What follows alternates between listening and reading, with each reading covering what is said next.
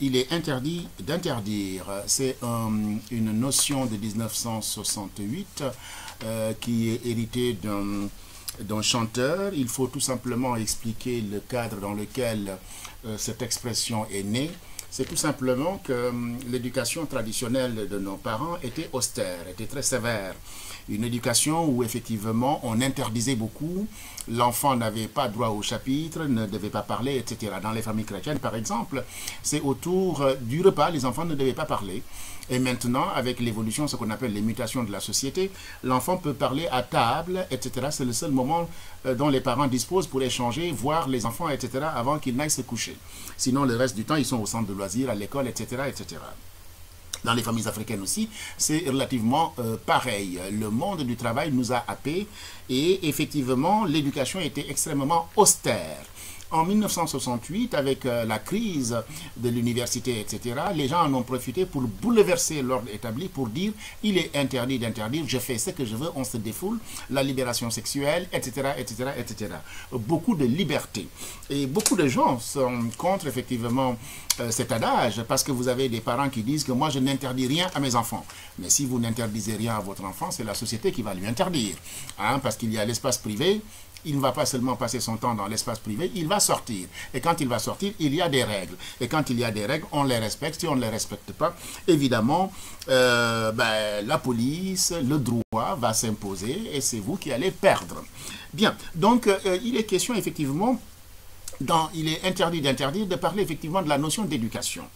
Je vous donne un exemple. J'ai un ami qui m'a parlé effectivement d'une situation qui le préoccupe beaucoup. Et qui me dit, j'aimerais bien qu'on en discute, comme d'habitude je fais. Je n'impose rien, on essaye tout simplement de discuter, d'échanger, de trouver des solutions ensemble. Tous les parents cherchent une solution. Il n'y a aucun parent qui peut te dire qu'il a l'éducation universelle. On tâtonne, on cherche. Il me dit, mon enfant par exemple, il ne comprend pas les interdictions, il va aller au frigo comme il veut, se servir comme il veut. Et maintenant d'ailleurs, il a une alimentation qui est un peu particulière. Voilà, il a une alimentation particulière. Quand je dois aller quelque part, je suis un peu méfiant parce que tout simplement, quand on nous propose quelque chose, il peut dire non, etc. Moi, je ne mange pas ça, etc. etc. Dans l'Afrique traditionnelle, effectivement, les enfants mangeaient de tout. Hein. Il n'y avait pas le grand choix. Les mutations sociales dans les sociétés nouvelles font que, effectivement, nous avons plus de choix. Regardez seulement ce qu'il y a dans nos supermarchés. L'enfant a plus de choix. Hein, voilà. Mais ce n'est pas parce qu'il y a plus de choix qu'on doit laisser l'enfant faire ce qu'il veut. Il y a dans la vie, il faut mettre des règles. Il y a des codes de comportement, il y a des permissions et des interdictions. Et le monde nouveau fait qu'effectivement, il faut discuter avec son enfant. Il faut qu'il y ait une relation de confiance entre vous deux, entre les parents et les enfants, mais il ne faut pas tout le temps imposer. Il faut expliquer aux enfants que ce n'est pas bon. Il faut montrer par l'exemple. La télévision, les journaux, etc. nous montrent effectivement que par exemple manger beaucoup de sucre ce n'est pas bon, c'est le diabète, manger trop de sel c'est la tension, etc., etc. Donc il faut réduire la consommation, il faut que l'enfant ne soit pas un roi comme on dit, l'enfant roi. Cet enfant qui va au frigo comme il veut, il boit la boisson comme il veut, etc. J'ai vu des compatriotes dans certaines villes en France. Ils ne donnent rien à l'enfant, mais pour leur faire plaisir quelquefois, ils vont dans un magasin où la boisson n'est pas chère, ils leur achètent 1,5 litre de soda, et dans le bus, vous voyez, l'enfant, il boit le soda. Et il ne pense même pas aux conséquences. Je vous signale que dans 1 litre de soda, il y a au minimum 6 morceaux de sucre. C'est une catastrophe. Hein, on le dit à travers les masses médias, on le dit partout, etc. Il faut le savoir.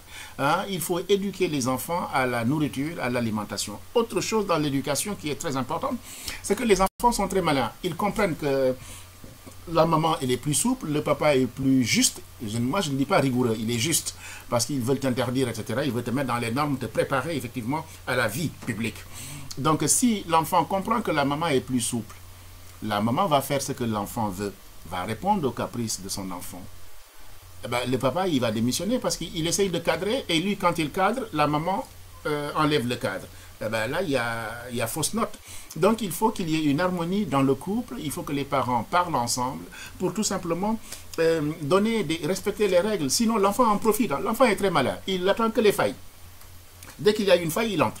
Bien. Alors, je disais tout simplement que l'enfant a besoin de modèles. Comment les parents fonctionnent, qu'est-ce qu'il doit faire, etc. Pour vivre en société. Parce qu'autrement, il va mal vivre, il va mal se comporter à table.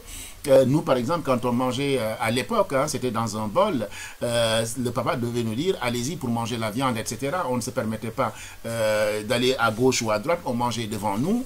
Il y avait une façon de manger. Hein. Je l'enseigne souvent, les Européens pensent que les Africains, quand ils mangent dans un bol, c'est n'importe quoi. Non, il y a tout un cadre, il y a tout un code pour manger. On ne mange pas n'importe comment. Et la main doit être propre. La main doit être propre. On ne doit pas faire la boulette n'importe comment, etc. Comme à table. Hein, la fourchette, le couteau, etc. Donc, il y a des règles à faire, à suivre. Et ce sont les parents qui doivent donner l'exemple. Et quand un enfant comprend ces exemples-là, partout où il ira, il pourra vivre en harmonie avec la société, parce qu'il est bien éduqué, parce qu'il a les bonnes bases. Et ça, c'est extrêmement important. Il faut aussi apprendre à l'enfant le manque. Ce n'est pas parce que j'ai les moyens que je dois tout lui donner. Par exemple, un enfant, on peut lui dire, il me dit, papa, donne-moi ça ou achète-moi ça, mon copain a ça. Non, on ne doit ni regarder à gauche ni à droite, on doit regarder ce que les parents ont. Et on, comment dire encore, pour que l'enfant, il faut que l'enfant mérite. Il y a la notion de mérite qu'on doit enseigner à l'enfant. C'est-à-dire que, par exemple, s'il veut quelque chose, tu lui dis, ben oui, bon, ok, pour l'instant, je n'ai pas d'argent, je le ferai. Voilà, la semaine dernière, tu n'as pas bien travaillé. Moi, je ne suis pas d'accord. Je ne vais pas donner de l'argent comme ça alors que tu ne travailles pas. Hein? Donc, on doit effectivement négocier comme ça avec l'enfant. Donc, lui apprendre effectivement qu'on n'a pas toujours les moyens de faire ce qu'il veut, d'acheter ce qui lui plaît, etc., etc. Sinon, on ne s'en sortirait pas. Hein?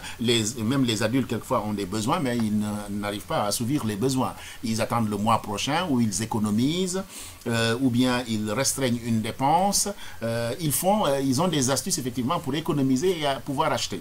Hein? Donc il faut apprendre à l'enfant ce qu'on appelle le manque, de manquer de quelque chose. Voilà. Hein? Il faut lui apprendre aussi à tomber. Un enfant qui tombe, qu'est-ce qu'il doit faire? Se relever. Ben, c'est à nous de lui apprendre que quand tu échoues, quand tu tombes, quand tu manques, ben, tu te relèves et tu te trouves les moyens pour te relever. Le chat, quand tu le jettes, il retombe sur ses quatre pattes. Hein? Même s'il tombe sur le dos, mais tout de suite il se remet sur ses quatre pattes. Hein? C'est important d'apprendre à l'enfant effectivement à trouver en lui-même les ressources pour revivre, pour remonter, pour avancer. Notre monde est exigeant, de plus en plus difficile, il y a la compétition, etc. Et si nos enfants ne sont pas bien éduqués, bien formés, ben, ça ne marchera pas du tout. Hein. Donc il faut effectivement apprendre aussi la patience. Nos enfants veulent ici et maintenant, tout de suite, je veux ça. Non, c'est pas possible. On lui dit, non, tu attends demain, après-demain, dans 3 mois, aux anniversaires. Il y a des gens qui le font très bien. À l'anniversaire, tu auras ça. Mais tout de suite, non. Parce qu'effectivement, moi, ce n'est pas comme ça. Je dois travailler dur pour apprendre quelque chose. Alors, ça fait réfléchir l'enfant. Comme je dis, on apprend en tombant. Cela lui fait réfléchir et prendre conscience pour évoluer en société. La société regarde les faits et gestes des jeunes et on juge. Hein, on dit qu'on juge les parents à travers les enfants. On dit que, par exemple, quand on voit un fruit, on saura quel est l'arbre. D'accord? L'idée de modèle est très importante, qu'on le dise dans l'islam, dans le christianisme, etc. Partout, on parle d'exemplarité, de référence. Pour vivre en société, il faut apprendre à tomber, à manquer, apprendre la patience, la diversité. On doit apprendre à l'enfant à reconnaître les circonstances. C'est-à-dire que quand l'enfant quitte sa maison, c'est comme le chien. Vous savez, quand le chien est chez lui, il aboie. Mais quand il est dehors, il se calme. Un enfant, il faut lui dire que tu peux faire ça chez toi, mais pas tout le temps. Et quand tu vas chez les autres, ben, tu dois respecter les règles de vie de ces gens-là. Tu ne dois pas aller au frigo, l'ouvrir le frigo. Tu ne dois pas aller dans les chambres, faire ce que tu veux, etc., etc. Et tu dois attendre qu'on te donne. Hein, c'est important. Voilà. L'enfant, à l'extérieur, ben, doit se maîtriser, il doit être correct, il doit être estimable dans son comportement. Hein? Il doit saluer, bonjour, etc. On voit des enfants, par exemple, quand vous arrivez chez eux, ben, ils ne te disent même pas bonjour, ils s'assoient, etc. Les parents ne disent rien. Non, les bonnes manières. S'il a les mauvaises manières dans le travail, il aura aussi de mauvaises manières. Hein? Donc, un enfant, on le dresse au sens de Alain, ça veut dire on lui donne des règles. Hein? Dresser, le sens, ça veut dire donner des règles, des prescriptions, des interdictions et des permissions. Hein? Un enfant qui a les mains propres, en Afrique on dit, peut manger avec les grands. Ça veut dire qu'il a acquis l'art de manger avec la main. Et ça veut dire qu'il est propre, qu'il comprend les codes, etc. Il a les bonnes manières. À ce moment-là, il peut se retrouver avec les grands. Avant, on séparait effectivement la table des grands de la table des enfants. D'accord?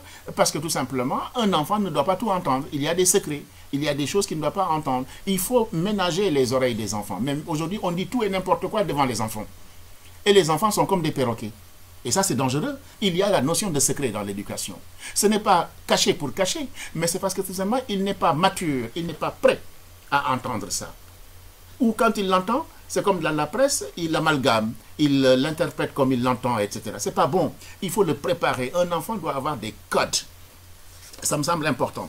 Dans la philosophie morale des Wolof, Hassan Silla, ce grand maître que vous connaissez très bien, il dit que l'homme est le médicament de l'homme. Nitaï Garabam. Il dit que notre éducation est une psychologie appliquée.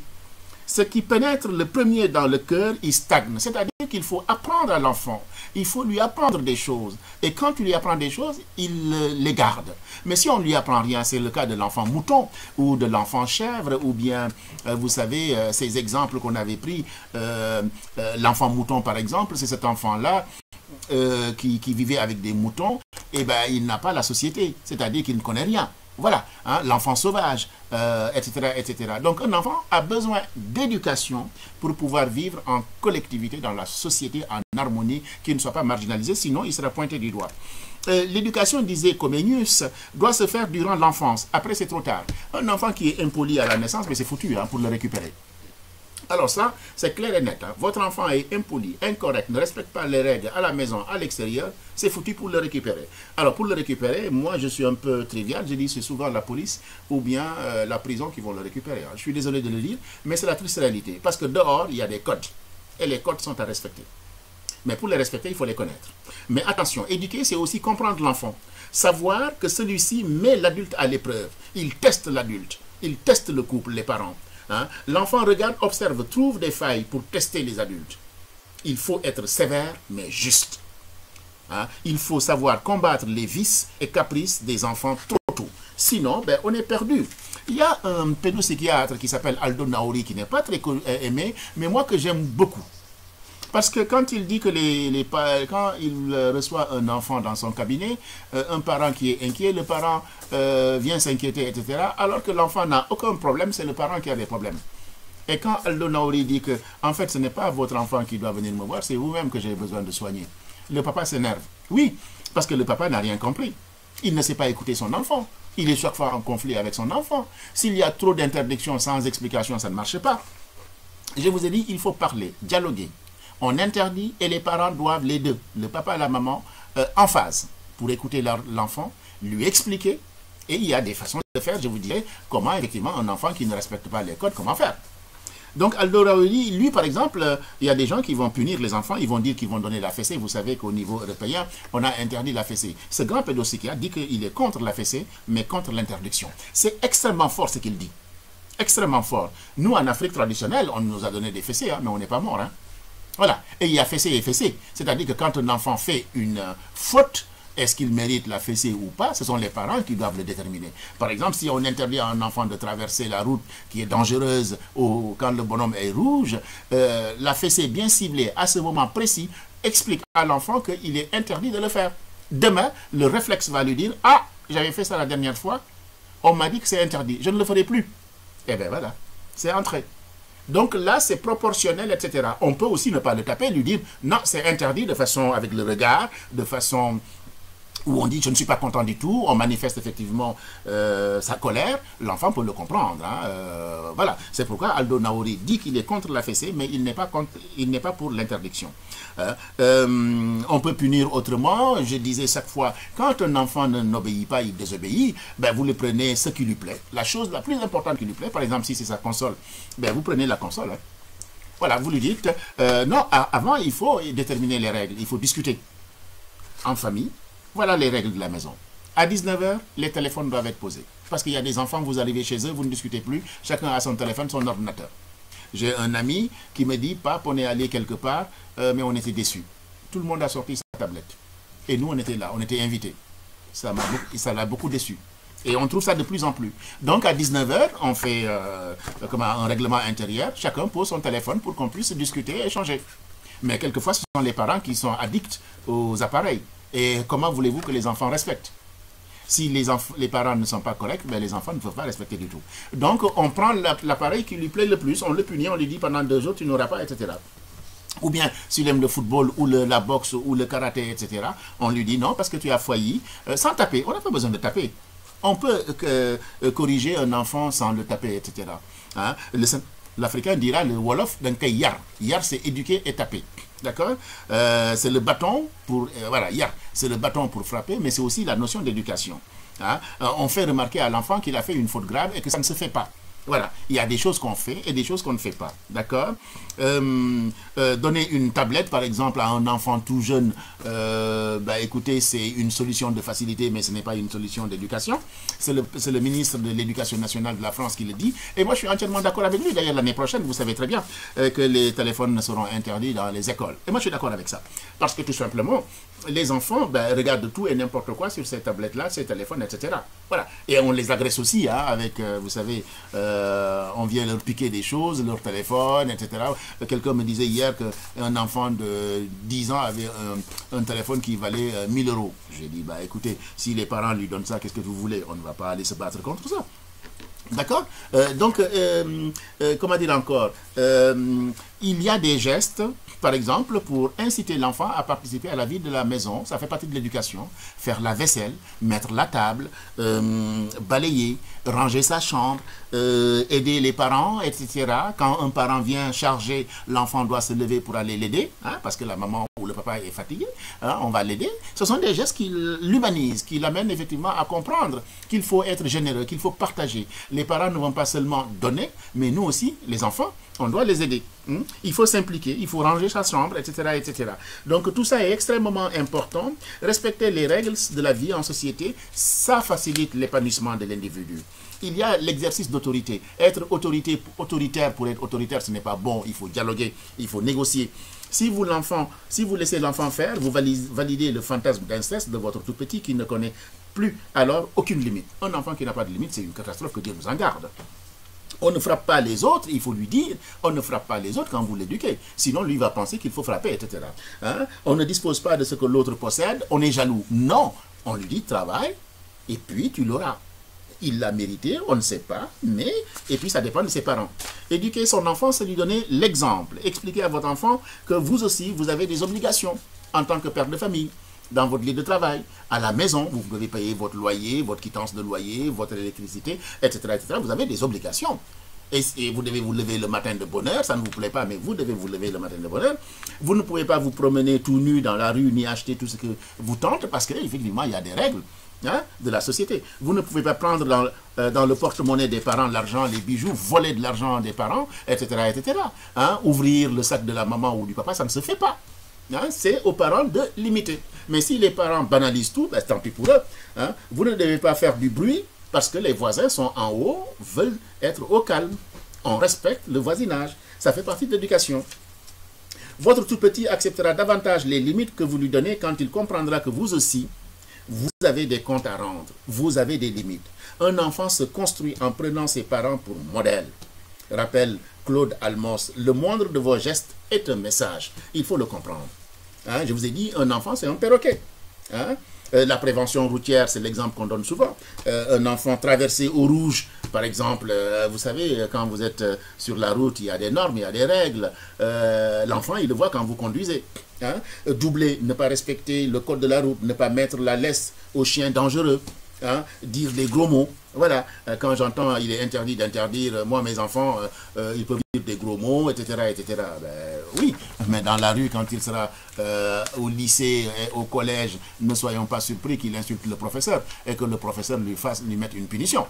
Hein, dans le monde du travail, ne soyez pas surpris qu'on le renvoie à chaque fois de l'école du travail parce qu'il est incorrect et impoli et il ne sait pas respecter la hiérarchie. À vous de lui montrer que vous êtes prêt à le faire respecter. Un enfant perçoit très bien la détermination et la conviction de l'adulte. Expliquez-lui le pourquoi de votre demande une fois. Tu n'arraches pas ce jouet des mains de ton frère. C'est à lui de décider s'il veut bien te le prêter, par exemple. Éventuellement 2 fois. S'il ne semble pas avoir bien compris, on peut répéter et prendre le temps. Comme un animal qu'on dresse, on doit lui apprendre jusqu'à ce qu'il imprime les choses. Dans le cœur, comme on dit. Hein? À 2, il n'a pas compris, il s'entête, alors il faut être ferme, ferme, ferme. Les grands-parents souvent viennent et perturbent et polluent effectivement la relation d'éducation. Eux, ils facilitent, ils banalisent, ils disent non, non, non, c'est mon petit-fils, je ne vais pas lui refuser, etc. Non, non, non, non, non. Moi, par exemple, c'est carré. Hein. Quand je dois parler à mes enfants, personne n'a à intervenir. A dit Balco, pardonne-le, etc. C'est mes enfants. Voilà. Hein. C'est mes enfants que je veux préparer qu'ils soient costauds dans la vie dehors. Voilà. Hein. Donc les grands-parents, les invités, etc. doivent respecter effectivement le mode de faire des parents. Sinon, ils vont polluer la relation et ça, c'est pas bon. Et les enfants, comme je vous ai dit, ils profitent toujours de ça. Il faut être ferme. Tu m'as très bien entendu maintenant, tu fais ce que je te demande, un point c'est tout. Il n'obéit pas, vous avez le droit de lui montrer votre colère. Annoncez ce qui va se passer. Tu connais la règle, tu seras puni. Point. Surtout, n'entrez pas dans des explications sans fin, ça fatigue. Ça fatigue à philosopher, etc. Il y a un monsieur qui s'appelle Thomas Gordon. Hein, voilà, Thomas Gordon, parent efficace. Lui, il a une théorie qui ne me plaît pas du tout. Il dit qu'il faut tout le temps négocier avec l'enfant. Je lui dis jusqu'à quand? Moi, je lui dis jusqu'à quand? Hein? Je dois décider. Et l'enfant, je dois lui laisser le temps. Et s'il prend 2 jours, 3 jours, alors que dans 30 minutes, je dois décider. En ma qualité de parent responsable, je dois décider. Thomas Gordon, excellent livre. Hein, je le critique, mais c'est un excellent livre. Hein. C'est cette partie-là qui ne me plaît pas. Hein. Voilà, mais c'est un excellent livre. Voilà. Donc, il faut être ferme. Il faut bien sûr que la sanction l'embête. Si la sanction ne l'embête pas, ben, ça ne sert à rien. Il faut que la sanction soit appropriée. Que la sanction lui fasse réfléchir. Qu'il imprime. Sinon, ce n'est pas bon du tout. Si à chaque parent d'en décider en fonction de son enfant, chaque parent doit décider du type d'éducation qu'il doit faire, etc., donner à ses enfants, c'est important. Ça peut être tout simplement, maintenant tu vas dans ta chambre, la punition qui va marcher, c'est celle que les parents se sentent capables de tenir. Si les parents donnent une sanction et 10 minutes après ils relâchent ou la maman passe à côté, etc., ah ben là ça ne va pas du tout. Hein. Éduquer son enfant, et s'il ne respecte toujours pas les règles, ben, il faut fixer le cadre, reprendre avec lui, discuter avec lui, et jusqu'à ce qu'il comprenne. Hein. Voilà, et il faut vraiment prendre le temps de rester avec ses enfants. Si vous le punissez, ben, vous restez à côté de lui pour qu'il suive effectivement la punition. Hein. Devant vous, vous le voyez très bien, dans les crèches, etc. Ça se passe très bien. Un enfant qui est méchant, qui tape, ben, on le punit, et l'animatrice, l'auxiliaire, elle est à côté. Hein. Il ne bouge pas. Hein. Et voilà. Hein. Éduquer son enfant, il y a 9 erreurs à ne pas faire, et je termine là. Croire que votre enfant comprendra et apprendra les règles tout seul, il a besoin de vous l'éduquer pour grandir. Pensez que parce que vous avez expliqué les règles, il n'est plus nécessaire de les imposer. Une phase de bagarre est inévitable. Tout interdire, le tout interdit est non seulement destructeur, mais aussi contre-productif. Donner des ordres sans expliquer, dresser votre enfant à obéir. Promettre une punition et ne pas la donner, ce n'est pas bon du tout. Hein? Vous perdez toute crédibilité. La prochaine fois, il vous regardera avec un sourire en coin. Interdire un jour, autoriser le lendemain, ben, ça ne va pas du tout. Hein? L'enfant a besoin d'un cadre référentiel. Être terrorisé à l'idée de se faire souffrir votre petit, hein, vous culpabilisez, mais non, un enfant, on peut le faire souffrir, mais vous-même, vous souffrez, les parents. Eh bien, pourquoi l'enfant ne doit pas souffrir? Mais pourquoi il ne doit pas pleurer? Eh bien, ça fait partie de la vie. Hein? Il pleure, ben, il y a une raison, parce qu'on l'a interdit. Interdit quoi? Quelque chose qui est dangereux. Hein? Vous imaginez que parce que vous interdisez quelque chose à votre enfant, il ne va pas vous aimer. Mais c'est quelle bêtise. Il ne va pas vous aimer. L'enfant n'a pas à aimer, ne pas aimer son papa. Il doit respecter son papa et il doit vivre ensemble. C'est tout. Hein? Assimilez votre enfant à ses actes. Il a volé une babiole au supermarché. Inutile de l'humilier en le traitant de voleur. Il faut lui expliquer ce qu'est le vol. Ce n'est pas bien, c'est interdit. Hein? Il faut payer. Voilà. Hein? Interdit, règles, sanctions, comment éduquer nos enfants, l'interdit au cœur de l'humain, hein? Les règles pour mieux vivre ensemble. Les règles sont différentes d'une famille à une autre, mais il y a un fond commun qui veut tout simplement qu'on donne en fait des bases. Ces bases-là vont permettre à l'individu de forger sa personnalité. Comme ça, quand il va en Chine, au Japon, en Afrique, partout où il ira, il pourra être avec les gens. Et ça, c'est important. Donc, il est interdit d'interdire. Et pour ma part, la plus grande des absurdités, je ne le souhaite à personne. Interdire, c'est donner des cadres, c'est aussi permettre, la permission, pour que nos enfants soient effectivement ces adultes de demain qui vont comprendre la vie, qui vont comprendre que tout n'est pas facile, que la vie n'est pas facile, mais qu'il faut, avec de la persévérance, on y arrive. Il est interdit d'interdire, il est bon d'interdire. À bientôt pour une prochaine vidéo. Abonnez-vous, merci beaucoup et n'hésitez pas à partager.